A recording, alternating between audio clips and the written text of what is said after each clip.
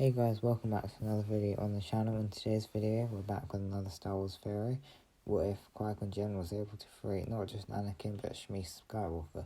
So, our theory begins on the planet of Tatooine. Let's just say for this video that, I don't know, there's two possible scenarios that could take place. Either Watto's feeling extra generous and instead lets Qui-gon Jinn roll the chance cube not just for Anakin, for his mother. Or the more realistic of the two scenarios that Qui-gon Jinn felt disturbed in the Force on his way back to the ship that told him to go back and rescue the Chosen One's mother. So, for this video, that's the route we're going to take. It would be pretty easy for Qui-gon to rescue Shmi. Obviously, he wouldn't let Anakin go back to the ship. He would kind of keep Anakin with him, I suppose. And yeah, basically, obviously being a Jedi and having a lightsaber, I don't know why he didn't throw her in the original timeline, because he's quite powerful and no one can really stop him other than the Sith Lord like Darth Maul anyway. So this would end up with Anakin, his mother and Qui-gon Jinn returning to the ship on Tatooine, the Naboo one basically, much later than the original timeline, which would mean that one of two things would happen. Either Darth Maul would have ambushed the Naboo vessel and killed everyone aboard, including Obi-Wan Kenobi and Padme, or he would have waited. Let's just say for the sake of this video that he would have ambushed the ship and killed them all, basically. So Qui-Gon would enter the ship, seeing the dead bodies of Obi-Wan and Padme, which would upset him quite deeply.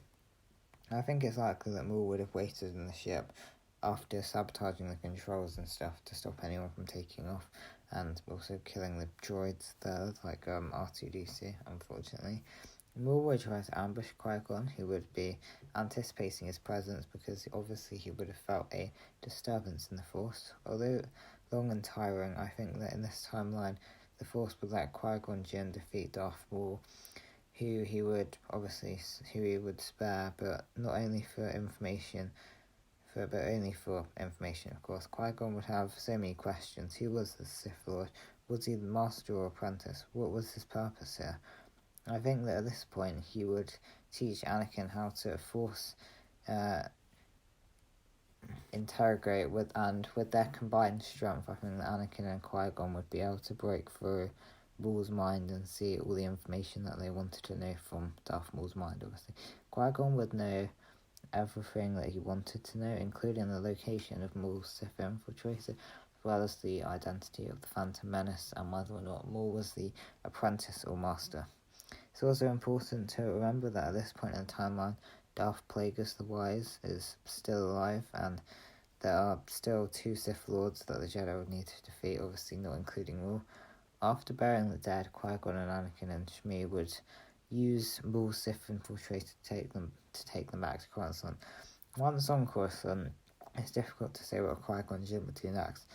If the first thing that he did was go to the Jedi Temple, then Palpatine would realise something is wrong. Unlike in the original timeline, there would be no welcome and greeting with Palpatine. But this time, because obviously Padme was dead and they weren't in the Naboo vessel, because obviously they were in the Sith infiltrator. But time was of the essence here. If Qui-Gon Jinn would move slowly, Palpatine would eventually realise something had happened to Darth Maul, which would lead him to the conclusion that, he was in trouble. So Qui-Gon would obviously have to move quickly, and he would obviously have to hide the Sith infiltrator, because if the Sith infiltrator went into the Jedi Temple, it would mean either Darth Maul was going for a head-on attack, which was unlikely, or that he'd been defeated and someone else was using the infiltrator. So what Qui-Gon would do to not look suspicious is ditch the Sith infiltrator at the outskirts of the city of Coruscant and get a different ship which he would use to fly into the Jedi Temple, where he would leave Anakin, Shmi and Maul, where then he would go to try and apprehend Palpatine, where the Jedi would be able to interrogate Maul to learn about Darth Plagueis. But anyway, this is the end of part 1. Be sure to check back on the channel in the next couple of days for parts 2 and 3 if I get that far. And yeah, I hope you enjoyed, and I'll hopefully see you in the next video.